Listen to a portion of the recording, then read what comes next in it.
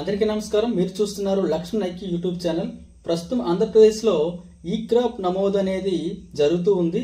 ఈ యొక్క 2025-26 ఖరీఫ్ సీజన్కి సంబంధించి ఈ క్రాప్ పంట నమోదు అనేది ప్రతి గ్రామంలో మీ యొక్క విలేజ్ అగ్రికల్చర్ అసిస్టెంట్ నమోదు చేయడం జరుగుతుంది. దీనివల్ల కలిగే ప్రయోజనాలు ఏమిటి, రైతుకు సంబంధించి ఎక్కడికి వెళ్ళి చేసుకోవాలి, ఇలాంటి పూర్తి సమాచారంతో ఈ వీడియోలో మనం తెలుసుకుందాం. నమోదు కోసం మీ గ్రామంలోని రైతు సేవా కేంద్రంలో ఉన్న విలేజ్ అగ్రికల్చర్ అసిస్టెంట్ ని సంప్రదించి మీకు సంబంధించినటువంటి ఆధార్ కార్డ్, 1B, పటాదార్ పాస్బుక్ మొదలైనటువంటి ఆధారాలతో సమర్పించినట్లయితే ఈ క్రాప్ నమోదు అనేది చేయడం అనేది జరుగుతుంది.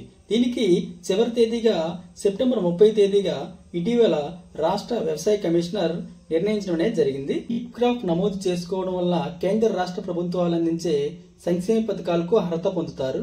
వీటితో పాటు పంట రుణాలు, పంట నష్టపరిహారం ఇలాంటి బెనిఫిట్స్ అన్ని పొందడం అనేది జరుగుతుంది. అలాగే కేంద్ర రాష్ట్ర ప్రభుత్వాల ద్వారా అందించే రాయితీలకు కూడా అర్హత పొందడం జరుగుతుంది.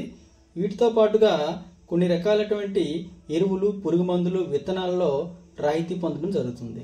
కొనుగోలు కేంద్రాల్లో రైతులకు మినిమం సపోర్ట్ ప్రైస్ అనగా కనీస మద్దతు ధర లభించాలంటే ఈ క్రాప్ నమోదు తప్పనిసరి.